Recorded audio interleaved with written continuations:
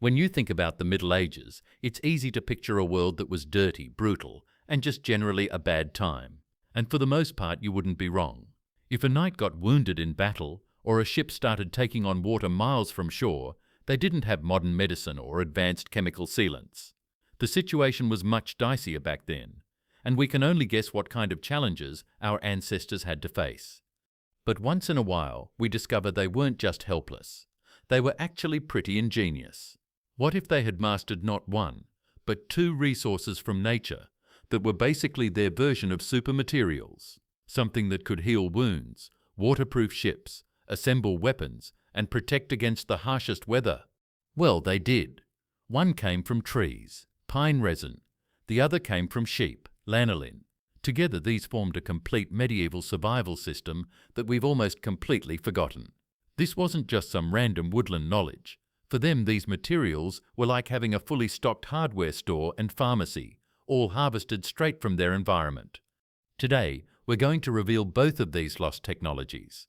We'll show you exactly how to extract and use pine resin the medieval way, and then we'll demonstrate the sheep-derived waterproofing secret that kept entire civilizations dry. These aren't just historical curiosities, they're practical survival skills that work just as well today as they did 800 years ago. The battlefield healer and nature's first aid kit. Alright, so picture a medieval battlefield. It's total chaos. Swords, arrows, and grievous wounds everywhere. There are no sterile operating rooms or antibiotics. An infection could kill you just as easily as a sword. So what was the first line of defense? It wasn't a doctor. It was the sticky amber resin from a pine tree. Through centuries of trial and error, medieval people understood something about pine resin that science has only recently confirmed. It's naturally antiseptic, antibacterial, and anti-inflammatory. A pine tree oozes this stuff to seal its own wounds from infection. Our ancestors saw this and, pretty cleverly, adapted it for themselves. In its simplest form, fresh, soft pine resin could be applied directly to a cut. It would stop the bleeding and seal the wound from dirt, creating a protective barrier. In an era where a small cut could be a death sentence, this was a lifesaver. But they didn't just stop there. Healers and regular people would process the resin to create powerful salves. By gently heating it and mixing it with things like animal fats or beeswax, they made a stable, spreadable medicine. This pine salve was the medieval equivalent of an antibiotic ointment used for everything from battlefield wounds and burns to skin conditions. Modern science has actually validated this ancient wisdom. Recent studies show that spruce and pine resin can be effective against antibiotic-resistant bacteria like MRSA. These medieval healers were onto something real. They just figured it out through necessity rather than laboratory testing. The versatility was remarkable.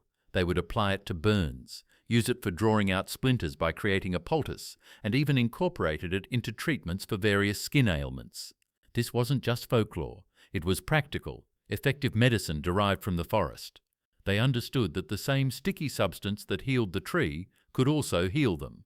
The ship saver and the all-weather wardrobe. For any seafaring culture, from the Vikings onward, wood was everything. But wood and water do not get along, to say the least. A wooden ship is basically a bunch of planks with tiny gaps between them, and the sea is relentless. Without some serious waterproofing, a ship's hull would rot and sink. The solution was a processed form of pine resin known as pitch or tar. The smell of pine tar was the signature scent of every shipyard in Europe. This was the black, sticky lifeblood that held the entire age of sail together. The process for making it was a real feat of medieval ingenuity. Though incredibly labor-intensive, specialized tar burners would stack resin-rich pine wood into kilns and burn it slowly with limited oxygen. This caused the wood to break down and release a thick black liquid, pine tar. Shipwrights would take fibers like hemp, soak them in hot tar, and then hammer this mixture into every single seam between the hull's planks. This process was called caulking, and it created a flexible, watertight seal. Then they'd often coat the whole hull in layers of hot pitch, creating a black armor against the sea, salt, and even shipworms that could destroy a hull from the inside.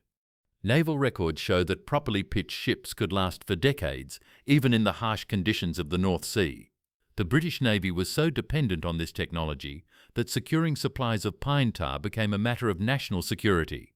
But the genius of pine resin didn't stop at ships. The same principles were used for everyday survival. Soldiers on campaign and farmers in the fields needed to stay dry to survive. They used tar and pitch to waterproof their clothes, leather boots and canvas equipment. Whether on a Viking longship or just protecting a farmer's gear, pine resin was the essential technology for keeping water out, the medieval answer to modern synthetic waterproofing. The weapon maker's glue. In our modern world, if something breaks, we usually just replace it. We have specialized adhesives for every possible job.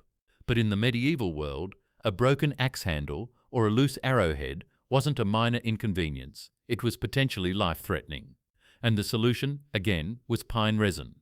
When you gently heat pine resin, it becomes incredibly sticky. When it cools, it hardens into a strong solid. Our ancestors perfected this to create a powerful hot melt adhesive, sometimes called pitch glue. The recipe was simple but effective. They'd melt the resin and mix in additives. The most common was powdered charcoal, which dramatically increased the strength of the adhesive, turning the brittle resin into a tough composite material. Some craftsmen also added crushed shell or bone for extra reinforcement. Its most critical use was in making tools and weapons. Attaching an arrowhead to a shaft, a process called hafting, needed an adhesive that could handle tremendous impact. A craftsman would heat the pitch glue, apply it to both surfaces, and then bind everything together with sinew or cord. As it cooled, it formed a rock-solid bond that could withstand the shock of hitting a target. The same technique was used for axe heads, knife handles, and all sorts of essential tools. But it was also a universal repair kit. A cracked pot could be mended with pitch glue, broken wooden implements, damaged equipment, you name it. They even formed the processed resin into pitch sticks that they could carry around. By holding the end of the stick over a flame, you could melt a few drops for a quick field repair. A truly portable and indispensable piece of survival gear. The light in the darkness. Before electricity, the world became profoundly dark at night. For most people, life was governed by the sun. Nighttime was dangerous, when work was impossible and travel was risky. So the ability to create reliable, portable light was revolutionary technology. Pine resin is highly flammable and burns much brighter and longer than plain wood. Medieval people knew this made it perfect for lighting applications, particularly torches. A simple torch was just a stick with cloth wrapped around the end, soaked in fuel. While animal fat worked, pine pitch was far superior. The thick resin clung to the fibers and acted as a concentrated fuel source, creating a bright flame that was more resistant to wind.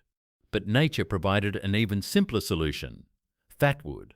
This is wood from the stumps of dead pine trees, where the resin has become super concentrated over time. This material is incredibly flammable and was a fantastic fire starter, even in damp conditions. Larger pieces, called pine knots, were basically natural candles. They could be lit and would burn steadily for hours, providing light inside homes and workshops. These were prized possessions gathered from the forest for the long winter nights, especially common in the heavily forested regions of northern Europe. From the steady glow of a pine knot to the blazing flame of a tar-soaked torch, pine resin was the fuel that pushed back the medieval darkness. How they extracted and processed pine resin. So how did medieval people actually harvest and process this wonder material? Their success came from understanding both the tree's biology and the proper techniques for extraction and refinement. The easiest method was simply collecting resin from trees that were already wounded by storms, animals, or disease. When a pine tree is damaged, it naturally produces resin to seal the wound.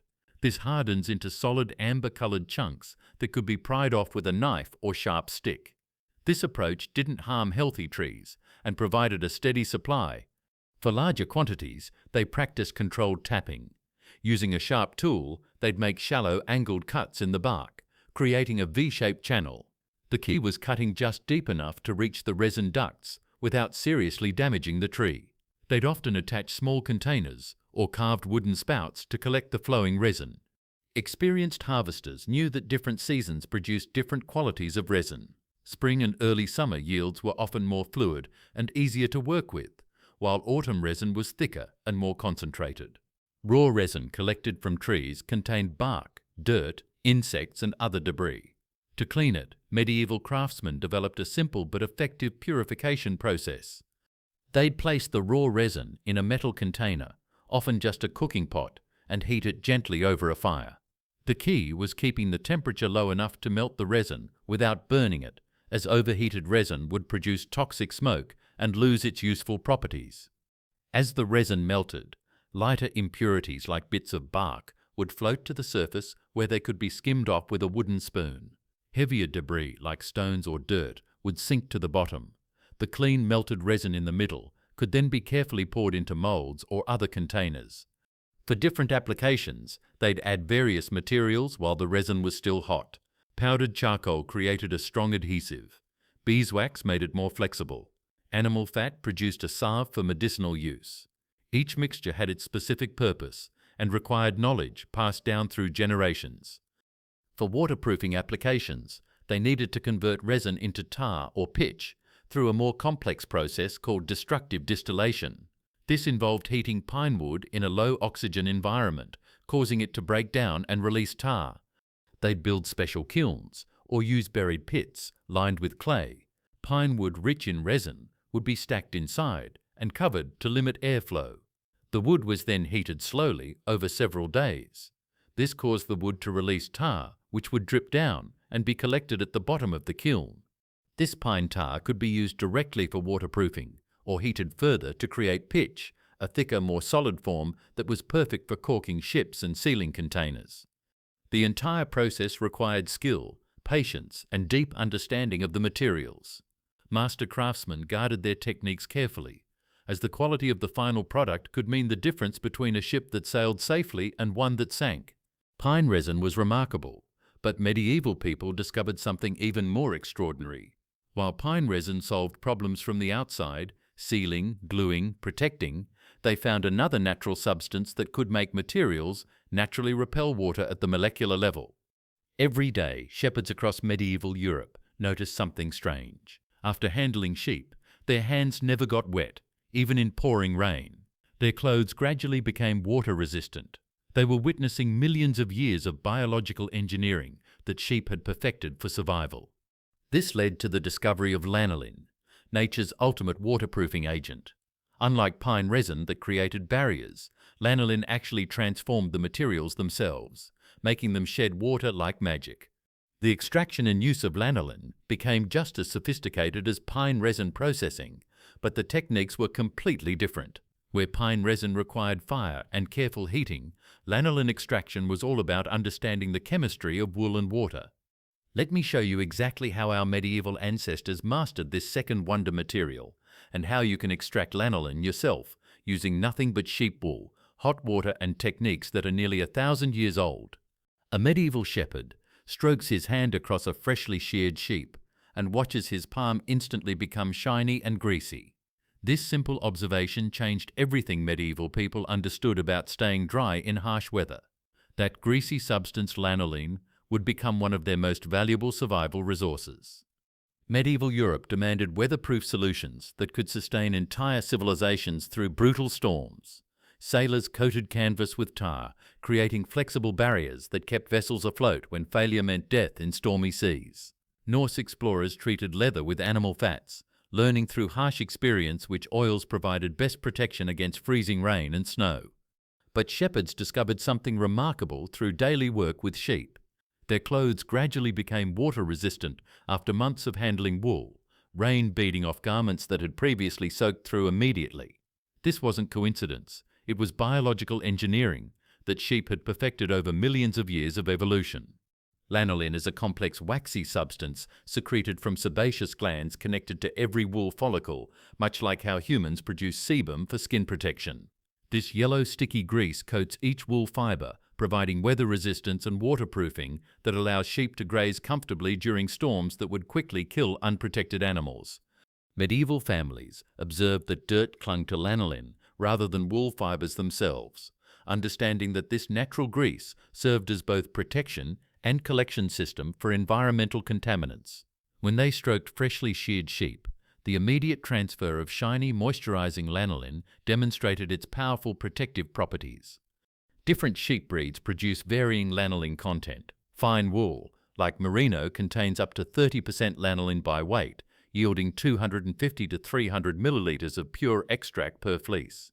Medieval shepherds learned to identify sheep that produced the greasiest wool, selectively breeding animals that provided maximum waterproofing material for their survival needs. This discovery revolutionized medieval weather protection, providing families with renewable waterproofing that required no external resources beyond their own livestock and ancient extraction techniques. How to extract. Sheep evolved lanolin production as sophisticated biological waterproofing that melts at precisely 38 to 42 degrees Celsius, just above normal body temperature, allowing it to flow and redistribute across wool fibers while maintaining protective barriers in cold weather. This evolutionary engineering created renewable waterproofing that medieval families learned to harvest systematically. The extraction process begins with understanding lanolin's chemical behavior. Unlike simple fats that dissolve easily, lanolin forms stable emulsions when heated with detergent, allowing separation from wool fibers while preserving its valuable waterproofing properties. Medieval families discovered this through trial and error, developing techniques that modern science confirms as chemically sound. Wool selection proves critical for successful extraction yields. Choose the greasiest sections of unwashed fleece, typically from sheep shoulders and sides, where lanolin accumulation reaches highest concentrations. Fine wool breeds like merino produce significantly more lanolin than coarse breeds, making fleece selection essential for maximizing extraction efficiency. The heating process requires precise temperature control that medieval families learned through extensive practice. Heat large quantities of water to near boiling temperatures, around 90 to 95 degrees Celsius, then add selected wool in manageable amounts. The hot water melts lanolin at its 38 to 42 degrees Celsius melting point, causing it to detach from wool fibers and suspend in the heated water. Detergent addition is crucial for creating stable emulsions that prevent lanolin from reattaching to wool during extraction. Medieval families used grated olive oil soap or wood ash-based detergents that helped suspend both lanolin and dirt contaminants in extraction water. Modern extraction can use mild dish soap or specialized wool detergents. Processing time demands patience. Approximately 1 hour of sustained heating ensures complete lanolin extraction from wool fibers. Medieval workers learned to maintain steady temperatures throughout this period, understanding that insufficient heating left valuable lanolin trapped in fleece, while excessive heat could damage the grease quality. The separation process requires removing wool while extraction water remains hot, then allowing liquid to cool completely. As temperatures drop below lanolin's melting point, the grease solidifies and separates from water, rising to the surface where it can be collected using wooden spoons or shallow containers. Filtration removes suspended debris and wool fragments using cloth strainers or fine mesh systems. Medieval families repeated this filtration multiple times, understanding that cleaner extraction liquid produced higher quality lanolin with fewer contaminants that could affect waterproofing performance. Yield expectations based on medieval experience suggest that fine wool fleeces produce 200 millilitres of crude lanolin, while coarser breeds yield significantly less. A single extraction session processing multiple fleeces could provide enough waterproofing material to treat clothing and equipment for entire extended families. The resulting raw lanolin appears olive green and sticky, darker inside than outside, retaining natural impurities that don't significantly affect waterproofing performance. While this crude extract isn't suitable for cosmetic applications without further refinement, it works excellently for fabric treatment, leather conditioning, and tool preservation that sustained medieval households through harsh seasonal conditions. Purification. Raw lanolin, extracted through medieval methods, contains natural impurities that actually enhance its versatility for multiple household applications. While modern cosmetic lanolin requires extensive chemical refinement, medieval families used crude extracts effectively for numerous survival purposes that extended far beyond simple fabric waterproofing. Purification techniques available to medieval families included repeated heating and cooling cycles that gradually separated lanolin from water-soluble contaminants. They learned to skim cleaner upper layers while discarding sediment that settled during cooling periods, achieving purification levels sufficient for most practical applications. The sticky, gooey consistency of raw lanolin made it excellent for leather care, penetrating hide structure to restore flexibility in boots, belts and harnesses that became stiff during wet weather. Medieval workers discovered that lanolin-treated leather lasted significantly longer than untreated goods, essential for families who couldn't afford frequent replacements. Skin protection applications utilized lanolin's natural moisturizing properties during harsh winters, when exposure caused painful cracking that could become infected. Medieval people applied crude lanolin directly to hands and faces, creating protective barriers that prevented moisture loss while repelling external wetness. Tool maintenance benefited enormously from lanolin's corrosion-resistant properties, particularly for iron implements that rusted quickly in damp medieval conditions. Coating tools with lanolin created barriers that preserved expensive metal goods, representing significant family investments. Waterproofing applications extended beyond clothing to include tents, sacks, and outdoor equipment that required weather protection. Medieval families learned optimal application techniques for different materials, understanding that fabric weight and fiber type affected lanolin absorption and effectiveness. Modern applications continue utilizing lanolin's versatile properties in boot polishes, machinery lubricants, diaper balms, and hand creams. The misconception that lanolin causes allergic reactions often stems from pesticide residues on modern wool rather than lanolin itself, which rarely triggers genuine allergic responses. Medieval extraction methods remain valid today because they solved real problems using sustainable techniques that required only sheep, fire, and human labor, resources that families controlled completely without external dependencies. Modern DIY and testing.